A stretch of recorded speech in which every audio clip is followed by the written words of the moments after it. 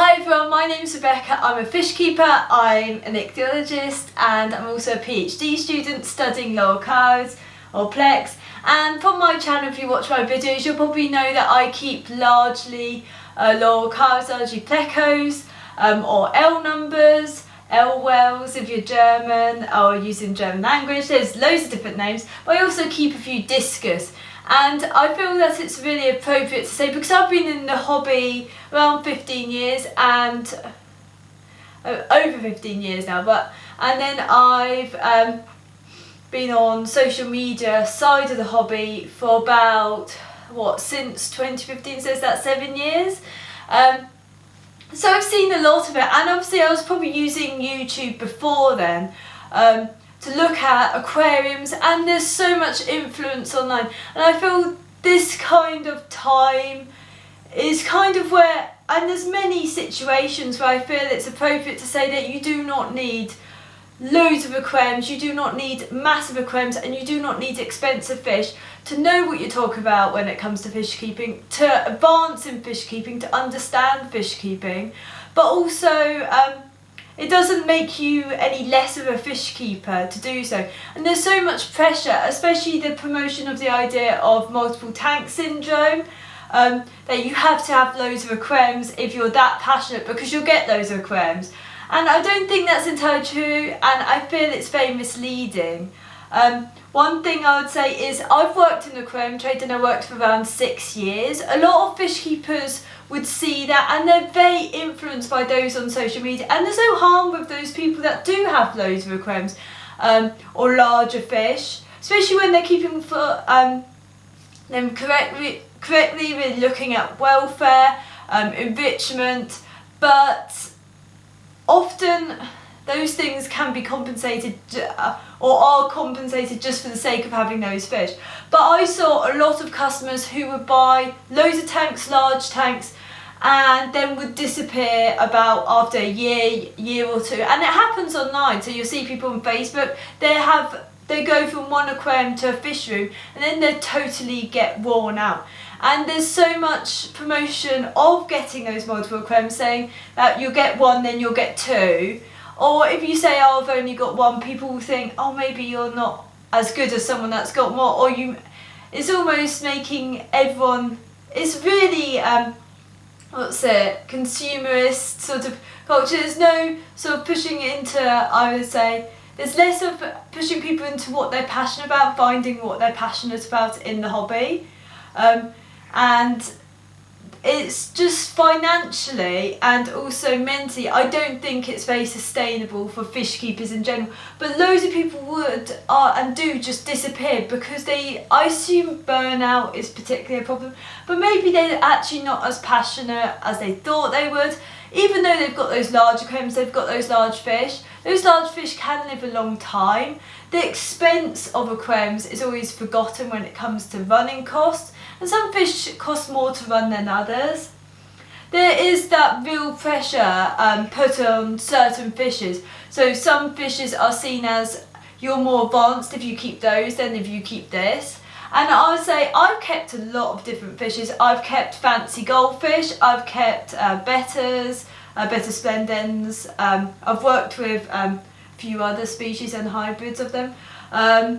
I've also worked with marines, I've worked with discus, and every part of the hobby has its difficult, sort of different levels to it, I guess what you could say, but you can't really define it as levels.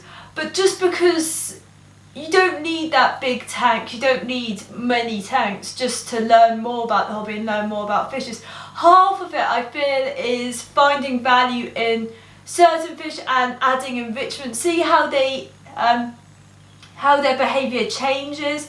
It's not all about breeding either, because there's only so many homes, particularly for certain fish, so it doesn't really need to be all about that. But what I'm trying to say really is you don't need certain fishes to be a better fish keeper than someone else. Just keep what you're passionate about. And if you like particular fish, do your research and make research part of your interest in the hobby, because I don't think, a lot of people will say I've researched what all I need to research. the rest is on experience. Experience only goes so far, and I would say you need more research, I would say, and things change, and I think that's a lot more valuable to someone as a fish keeper if they're researching and sort of looking at their different sources, seeing which is more reliable, learning new sources, learning about their fish they're keeping is more valuable than just having loads of aquariums to get as much experience, because that takes time. And the amount of, if you work in the trade, you'll see it more so, but you'll see people have been fish keeping twice my lifespan, 50, 60 years, and they're killing every fish quite rapidly, well before like even maturity on many fishes. So don't just value that time fish keeping. That doesn't actually mean knowledge. So focusing on what's going to make you learn more. So I use scientific papers. That's just because I'm interested in the fish biology side. I'm interested in their morphology, their evolution, their anatomy, a bit of behaviour. And that's where my resources would lie. If you're really interested, say, in goldfish, what I used to use is look at all the different forms, particularly ones that you'd have to translate, because they might have different grooming tips, different varieties, different ways of diagnosing different varieties based on where they come from, obviously show standards.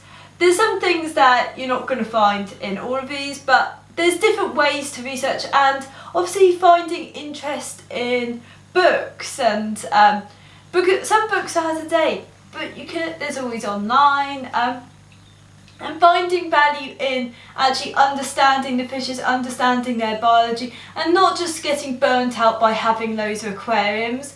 And I think that having loads and then having the time, the money, or even having large tanks are just going to be as bad as having loads of, depends on your methods of water changes, but it's going to be just as bad. There shouldn't be that focus in the hobby of having loads of aquariums and large fish. Large fish are not any more difficult to actually keep than smaller fish. Some are a lot more hardy, and then there's for many smaller alternatives.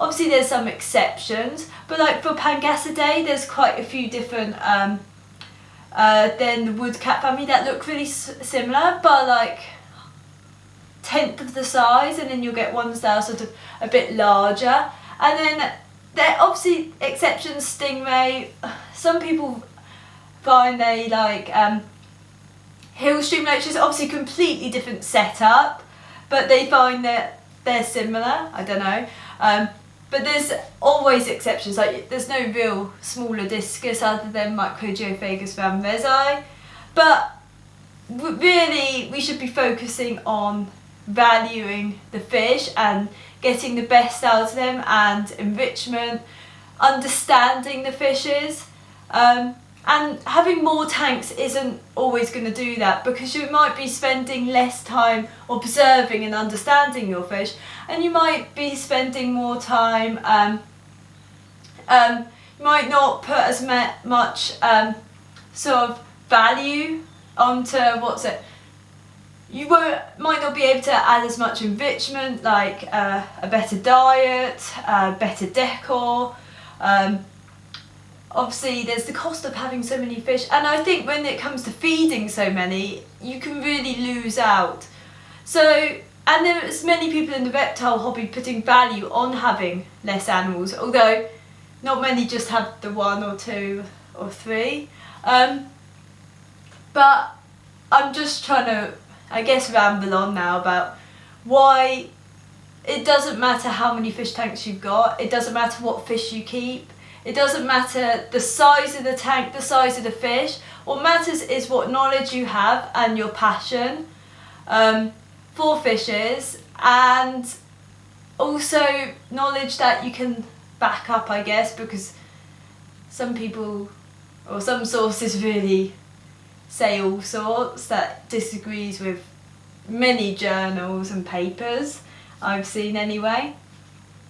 So I think, and then obviously there's different, like for aquascaping, that's a difficult one, because I would say when it comes to aquascaping like art, you can't just But then I don't think there needs to be that focus on you need an aquascape, your tank needs to be planted.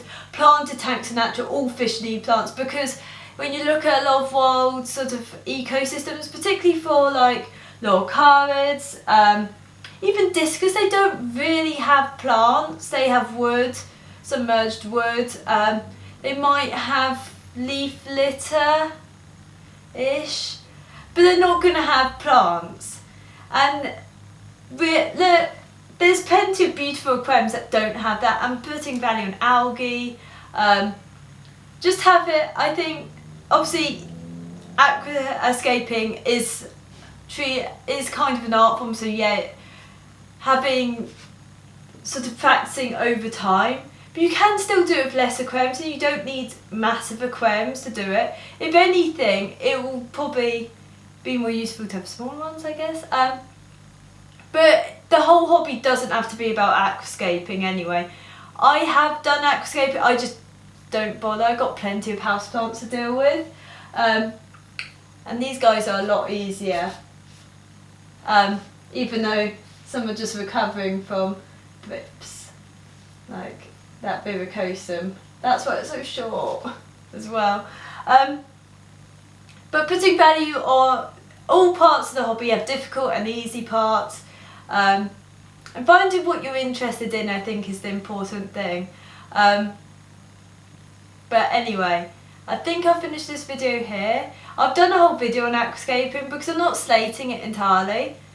But I think there's more to fish keeping than aquascaping. I think there's a lot more to fish keeping than aquascaping, which is why I have no interest in it.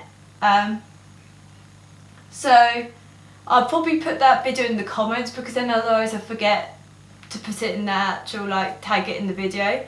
But anyway, thank you for